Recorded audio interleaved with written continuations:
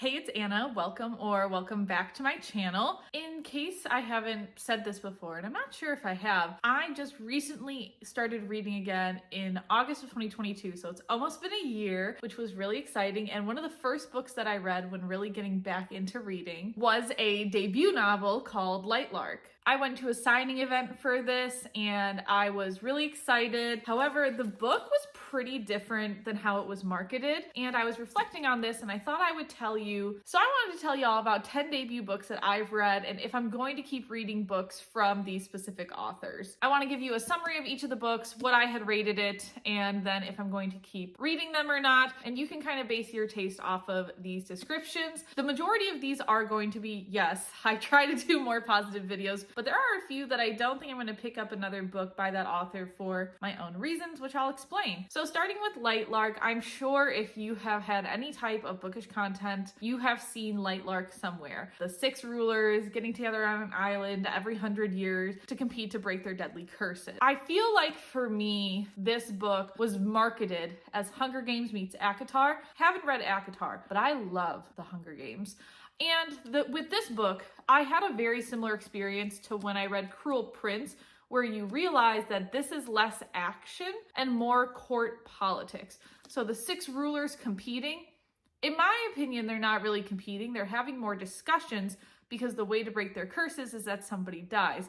So they're really just talking about who would die, in my opinion. So I think the marketing was very different than the actual book, which is why when it comes to my rating, I've actually never rated this before because it was so early in my reading journey. I wasn't rating books, and I have such a hard time because it's marketed so differently than what the actual book is about. So in my heart of hearts, I'm just gonna give this a 3 out of 5 solely because the marketing is so different. I feel like if the marketing was accurate, it could be higher, but I just can't get past that they compare this book to the Hunger Games, and to me, it's not like the Hunger Games at all. I don't know anything about ACOTAR. Maybe that's accurate. Am I going to read more by Alex Astor? She is coming out with a sequel to Lark, which is called Nightbane.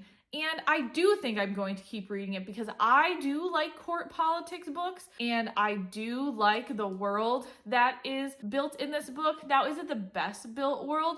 No, but I do think it's interesting how everything seems to be set up and I have questions that I want answered. So this has piqued my interest enough to where I do want to read the second book. Will I read anything out of the Lark saga that she writes? Not 100% sure, mainly because I don't know how long this is going to be. We'll have to come back and see. However, if you're somebody that doesn't like court politics, that doesn't like young adult books, this is probably not going to be something that you're going to want to pick up. When I think of Alex Astor, I think of other more social media inclined authors like Adam Silvera, Chloe Gong, and the author whose debut I'm going to talk about next, which is Dustin Tau. In this book, the summary is we're following Julie, who loses her boyfriend to a horrific car accident, and she decides to call him. You know how people might call those that pass to hear their voicemail again, hear their voice one more time. Oh, she hears his voice again because he picks up the phone. So it's all about this relationship with grief and moving forward. I rated this one also a 3 out of 5 stars for me. I am not the biggest on character-driven stories. And this is really our first more character-driven book versus Alex Astor's plot-based book. For me, this was all over the place in terms of we were switching timelines without it being very clear. I wasn't 100% sure on the world. I thought overall the story was sweet, but am I going to pick up another Dustin Tau book? Probably not. The next book coming out is When Haru Was Here. I just have no desire to stay in Dustin's type of writing style. Again, it is YA, it's more character driven. I think because there are less defined rules in terms of the world and less explanations, that's something that me as a reader just is not as comfortable with. I really like explained worlds. I really like understanding where I am reading the story. Because it's so unexplained and the timeline's all over the place, I don't think I'm going to pick up another book.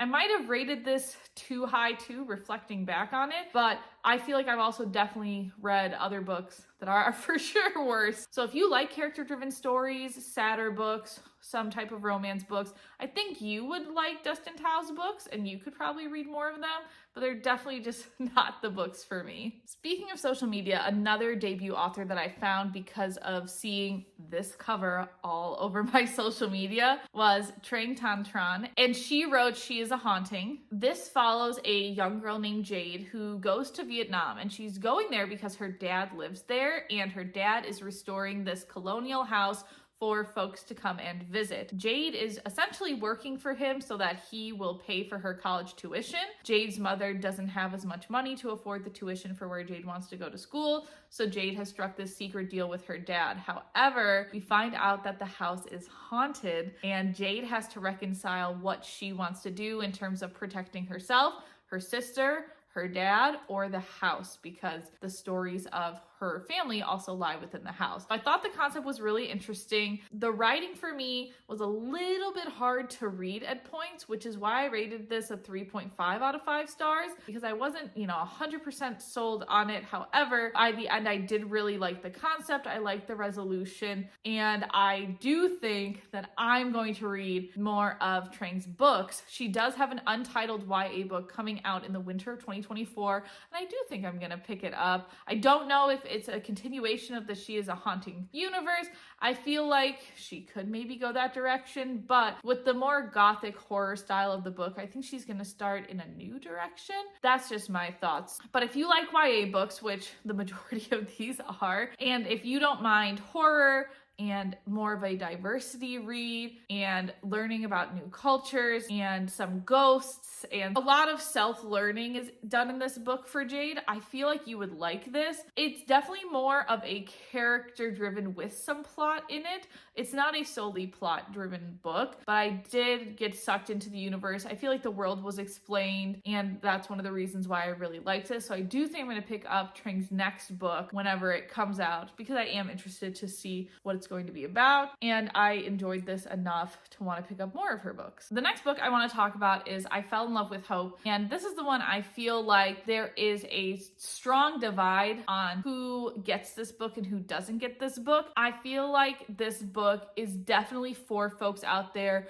The fandom for this book is strong, and the book is now being traditionally published with Simon & Schuster. This is from Lancali self-publishing it. Lancali is a pen name for Lou Andrea Callowart, so she is from France. This is her debut novel. I think she might have written some fan fiction before, but in terms of reading the debuts, this is the first book that she self-published. And I Fell in Love with Hope is a big character-driven story that handles a lot of tough topics. In the foreword here, there are some content warnings, so I'll let you know what those are in case you are curious about picking up this book, but I just want to be as transparent as possible. So Lancali does mention that, she's not a doctor. These are more fictionalized portrayals of diseases. And then she goes on to mention that there is some domestic abuse, eating disorders, intense physical bullying, self-harm, suicide, rape, depression, anxiety, and gory description of disease. So this is definitely one of those heavier books, and we are following 5 folks who have different autoimmune, chronic diseases that are in this hospital, and they come together and you learn all about their stories. I feel like that's not the best summary, but this is a very, very character-driven book, and I don't necessarily want to give anything too much away with this character-driven book. For me, I rated this a 2.5 out of 5 stars. So I'm one of those people that's not necessarily like a big fandom. I still want to support Lancali. I still think it's great authors writing their books. She didn't write anything problematic. She wrote from her own experience with having autoimmune disorders and being in the hospital before. So I really appreciate that. But in terms of a book and my own enjoyment, character-driven, I just don't lean towards. I feel like the time was all over the place in this book. And for me, I really like understanding where I am, even if we're flipping back and forth between time. As long as it's clearly defined, I don't mind. I didn't feel like this was as clearly defined in terms of what was happening with time, but that's just me. And I was still just very confused. I think this is a little higher level prose than I'm used to reading, or that maybe I can read. Am I going to read the next book that Lancali writes? Probably not. I'm going to say no for that one, because I just felt like this took me a little harder time. I don't have some type of autoimmune chronic illness. I don't think I'm necessarily the target for this book or can give this book the appreciation it deserves. So I don't think her books are necessarily for me, which is fine. I do think there is an audience for her books that really appreciate seeing their stories written in her words. I don't necessarily want to turn you off of that. If you do like character-driven stories, if you are more for sad books, if you are interested in reading about some autoimmune or chronic diseases, I think this could be a really good book for you. But if you're someone that really likes clear-cut chronological order and clear-cut world building, this is definitely not going to be the book for you. And I don't know if she is going to switch to something more standard. I don't think she will, because this was a big success. That's why I don't think I'm going to pick up any more of her books. So those first 4 authors, their books have been out for a while, but someone pretty new to the author scene that came out this year was Hayley Kiyoko's Girls Like Girls. And yes, Hayley Kiyoko from Lemonade Mouth, that you've probably seen some of her songs with. She wrote Girls Like Girls, which follows a young girl named Coley who has to move in with her dad after her mother passes away. And Coley gets into this group of sort of the popular kids, but we're really interested in learning about Sonia. So Sonia is dating this terrible guy named Trevor, but Sonia also really wants to be friends with Coley. All about exploring their relationship and learning to accept themselves. A big coming of age story. I gave this a 4 out of 5 stars, mainly because I feel like the ending leads to a second book, but there's been no news about a second book, and I still have a lot of questions that I want answered. I feel like for me, if there is a second book, my rating will go up for this book as long as I enjoy the second book, which I'm guessing I will because I did enjoy the first one. In terms of if I'm going to read more from Hayley Kiyoko, honestly, I would. I do like her music. I appreciate the unique view that Hayley has, especially because I feel like she's grown up in the spotlight. So writing a book from the perspective of somebody who isn't famous, who seems like an average teen, I still feel like she did a really good job with it to make it relatable and made it interesting. I feel like the way that she made characters were either lovable, hateable, or a great mix in between. And even though this was one of those character-driven / plot stories, I really ended up caring about the characters, and I would gladly jump into this world that Hayley's created, or I would read something else. So if you like LGBTQIA books, if you like coming of age stories, if you like YA books, this is the book for you. I even read this on my phone as an ebook and still found myself enjoying it. I was lucky enough to get this book as an advanced reader copy, so I was able to read it early and review it early, which was such a fun experience. I would definitely do that again for another one of Hayley's books. So now we're gonna get into some more of our adult books, you could say. I still feel like folks in the YA sphere who love YA would like these, but this is also more for folks who read the more adult level books. And we're gonna start with If We Were Villains. I think this If We Were Villains phenomenon is so interesting because so many people adore this book. This book came out in 2017, I believe, and ML Rio has not published anything else, but she's still having book events for special editions for If We Were Villains. There are still people who absolutely love this book. So in this book, we're following a cast, a literal cast, at a fine arts college where they are all specializing in Shakespearean acting. And one of the members of this group ends up dead, and it's all about trying to figure out who killed them. Well, that's what it's supposed to be about. To me, I feel like the person turned up dead and nobody cared until, I don't know, maybe the last hour somebody cared. And we get this perspective from somebody who went to jail for this crime and then the past. So you would think they'd care more. I literally feel like they didn't. This book is also, character driven with the plot, but I feel like nobody cared about the plot. Nobody cared about finding out what happened to this guy. I feel like it took way too long to figure out what actually happened to the person. And nobody really cared. And for me, that's why I gave this a 2.5 out of 5 stars. I was just not the biggest fan of it. I'm not part of that group. And am I gonna read anything else by ML Rio? Honestly, no. She has an anthology coming out with a few other authors, such as Olivia Blank, Susie Yang, David Bell, and JT Ellison. I have absolutely no interest in reading that anthology. I don't think I've ever read an anthology, but I don't think I would start with this one. Again, I just feel like the characters didn't care about the main plot points at all, and I just really didn't like the characters, but not in a, oh, they wrote such a good villain way. So this just was not for me. If you like Shakespeare, I think you'll automatically have a leg up on liking this book versus folks who don't necessarily like Shakespeare. When I was in high school, how I got through Shakespeare is I watched the play while I would read the books. That was the best tip anyone gave me to understand Shakespeare. And in this case, we're listening to Shakespeare. There's a lot of descriptions. I can usually paint a pretty good mental picture of what's going on in the book in my mind, but I also really wish I had video to watch with this because I didn't understand what was happening during some of the Shakespeare scenes. This is, again, it's considered a thriller and a mystery. I feel like the characters don't even care that it's a thriller or a mystery. So if that's something that's more your taste, I feel like you would also like this, but it's just not for me. And especially because I have read one Olive E. Blake book before, ML Rio and Olive E. Blake pairing up, they don't have my favorite style of writing. Again, I think it's higher literary prose, and I don't necessarily look for that in my book. I would have absolutely no desire. I would honestly be interested in hearing a summary of a sequel to If We Were Villains, but ML has been very clear that she's not doing a sequel to If We Were Villains. I personally have no interest in reading any more books by her. Kind of sticking on that mystery thriller adult book train, but definitely different vibes, is All Good People Here by Ashley Flowers. Now, if you don't know who Ashley Flowers is, she is one of the hosts of the podcast Crime Junkie, and I used to be a Patreon member for Crime Junkie before I got back into reading, and now I listen to audiobooks, and I really liked the true crime sphere. So you can already tell, if you don't like true crime, you probably won't like her books. So All the Good People Here takes place in a smaller town of Indiana, and we are following Margot Davies, who is more of like an investigative journalist, or she's really trying to step up her game there, and she goes back to her small town because a girl named Natalie Clark has gone missing. And this is very similar to a cold case 20 years before with a girl named January Jacobs, who Margot actually knew. So Margot's going back to try to figure out what happened to Natalie, try to maybe solve what happened to January, and see exactly what the townspeople in her Indiana small town are hiding. Since this is written by a true crime podcaster, I feel like this was a unique type of thriller that we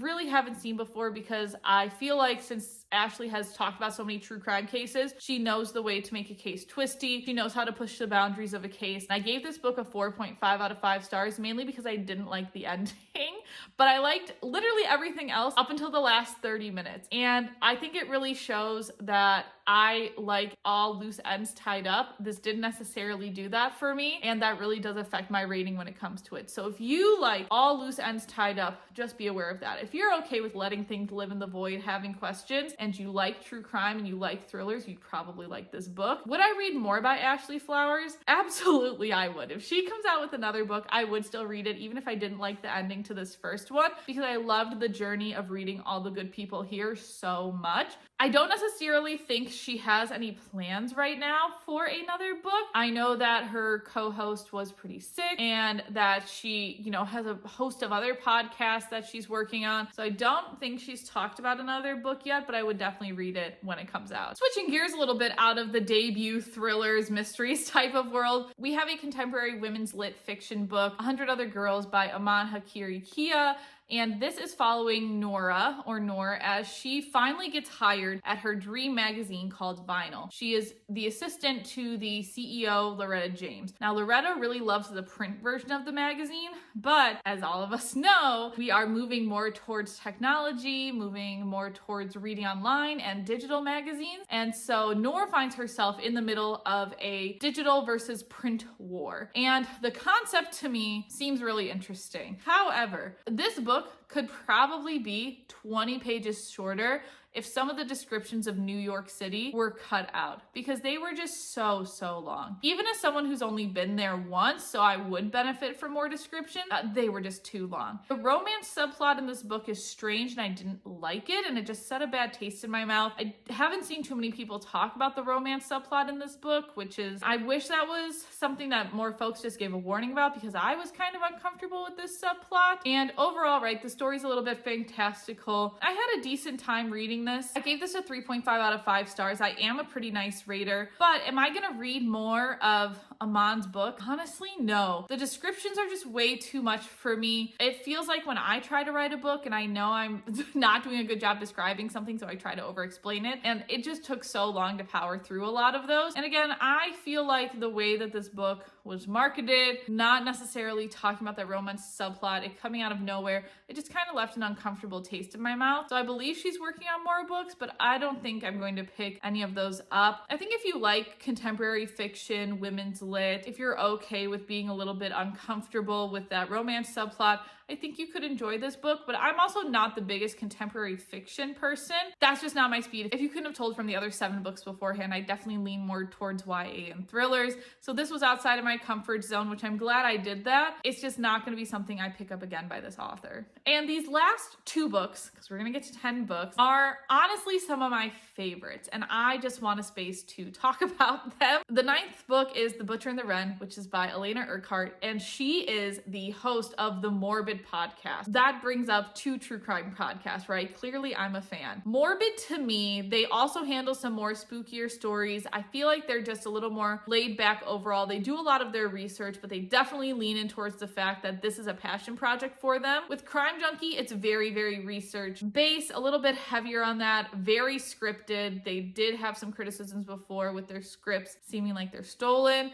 I don't think Morbid has had any of those claims, and I mean, listening to it, I can just see the difference there. A lot more laid back with the stories that they tell. And when I saw that Elena was coming out with a book, I was like, this is going to be good. With all of the cases and with all of the spooky stuff that they cover on their podcast, there's no way that a mystery thriller by Elena I thought was going to be bad. Even if she was a bad writer, I feel like I would have enjoyed it. So I was coming into this book with pretty high expectations, and it exceeded my expectations. I feel like this book was so twisty. It had the horror and the thrills, but also kept me guessing. After you learn what happens in the book, it makes sense going back and rereading it. So I'm a big fan of this book. We are following forensic pathologist Wren as she finds more and more girls are being murdered and put on her table, and it almost seems like the murderer is trying to send her a message. So Wren is not a detective, makes that distinction very clear, but Wren starts to investigate this case because it's starting to seem weirdly personal to her why these girls are showing up where they are. And with these clues, Wren knows that she's not only going to uncover some secrets about the serial killer, but she's trying to beat the serial killer at his own game and be able to save these girls. I gave this a 5 out of 5. I thought it was fantastic. Will I read more of Elena's books? Absolutely. And I believe she's working on another book, but there's been no details. And I can't wait until we have some of those details, because I would be the first in line to have an advanced reader copy of it because I enjoy it so much. I do think because this is written from a podcaster, this isn't that higher level prose that I typically don't like. I feel like it was still very understandable while being very twisty, which I appreciated. So if you like thrillers, this is a little bit of a heavier thriller too, because she is a forensic pathologist, so she's working with the corpses. So if that's something that makes you a little bit queasy, this might not be the book/author for you. But if that's something that you don't mind, or that you're looking to switch up some of your thrillers with, I would definitely recommend this. And I can't wait to see more of what Elena comes out with. And then a genre that I love is science fiction. And one of the best science fiction books that I feel like I've ever read, definitely one of my top reads this year, is The Deep Sky by Yume Katatsi. And this is Yume's debut book. She is so sweet. I talked with her just a little bit on social media, and I was able to get an advanced reader copy of her book through NetGalley, and I read it and I was absolutely enthralled with this. So we are following Asuka, who at the age of 11 or 12 joins this program called Even Star, and Even Star is trying to send 80 women off to this planet X, and the plan for this mission is, I believe, 10 years in hibernation, 10 years they're gonna wake up, try to produce kids, and then 10 more years of being asleep, which means that the ship is going on autopilot and it has to stay on course. So the women have been awake, I think, for less than a year, and Asuka goes on a spacewalk with another woman, and they discover that there is some type of explosive on the ship, and part of the ship explodes. They get knocked off course. The other woman dies. 2 other women die that were inside the ship, but Asuka lives. And it is now Asuka's responsibility not only to try to figure out how to help get the ship back on course, but also find out who set off this bomb, who would cause this disruption to the ship. So again, this is a 5 out of 5 stars. You still have a little bit of that thriller aspect, but I feel like it's definitely more science fiction since they're in space, and I feel like it is well written. You are going between the past and the present, but it's very clear in this book when you're in the past and when you're in the present. There is no doubt what time I was reading in. I understood. I felt like the flow was very good. So now that this book has finally come out, I'm so excited to talk about it, and I hope that if you like sci-fi, you'll read it. Will I read more of Yume's books? Absolutely. I would read more in this kind of Deep Sky universe. I'd be very curious if she's going to do a book where where they show what happens after the deep sky. I don't know if that's something, but even if she writes in another universe, I would be so enthralled and happy to pick it up again because I really liked her writing. I understood it. I feel like it was so clear. Even though it was so science fiction heavy, I really just loved the imagination that was put into the book. So those are the 10 debut authors and books that I have read in the past 10 months, and I am curious to see your thoughts. I feel like I gave quite a few recommendations, and even the books that weren't for me, if you feel like you resonated with those books, I hope that you picked them up. And I'm curious what other debut books you love, because I love to read debut authors. I love to see authors just starting from the ground up, and hopefully I can become a fan of them for years to come and continue to get their books. So let me know what debut book has been your favorite to read this year, and I will catch you in the next video.